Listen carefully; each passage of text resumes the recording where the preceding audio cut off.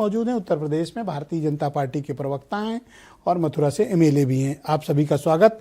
अभी जब मैं अपना उद्बोधन दे रहा था तो कुछ लोगों ने अभी ऑनलाइन एक आपत्ति की है कि आपने सबका नाम लिया, ये नहीं कहा कि आरएलडी के कार्यकाल में चौधरी चरण सिंह के नाम पर पीजीआई लखनऊ के सामने पार्क बनाए गए। आपत्ति आई है, आपने याद भी नहीं दिलाया। मुझे याद आया तो मैं, चूंकि आपत्ति आई तो मैं इस बात को क्लैरिफाई कर देता हूं।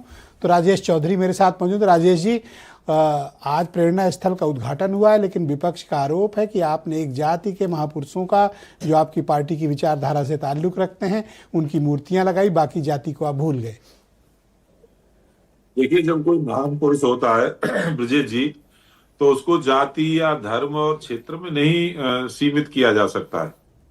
अटल बिहारी वाजपेयी जी विराट व्यक्तित्व के धनी थे जी।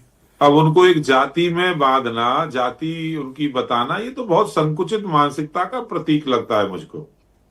अटल बिहारी वाजपेयी, पंडित दीनदयाल उपाध्याय, डॉक्टर श्यामा प्रसाद मुखर्जी, जिन्होंने पहला बलिदान जम्मू कश्मीर पर दिया, कश्मीर में बिना परमिट के नहीं जा सकते थे।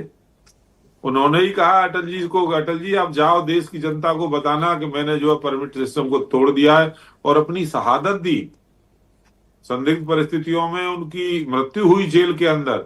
ऐसे महान पुरुषों को आप कैसे जाति में मान दोगे? महात्मा गांधी की जाति बताओगे, सुभाष चंद्र बोस की जाति बताओगे, सरदार भगत सिंह की जाति बताओगे, जिन्होंने देश के लिए कुछ किया है, देश पर कुर्बानियां दी, अपने जीवन देश की सेवा में लगाए। यदि उनको कोई जाति में बांध रहा है तो मुझे लगता है कि वो बहुत छोटी मानसिकता का व्यक्ति है, बहुत छोटी मानसिकता।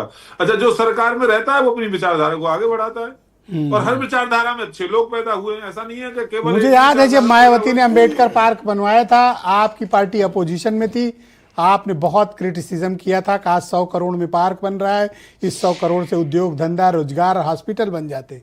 आज आप बना रहे हो तो उंगली उठ रही है। जो काम आपने किया पलट कर आपके सामने आया है, इतराज क्यों हो रहा है, बुरा क्यों लग रहा है?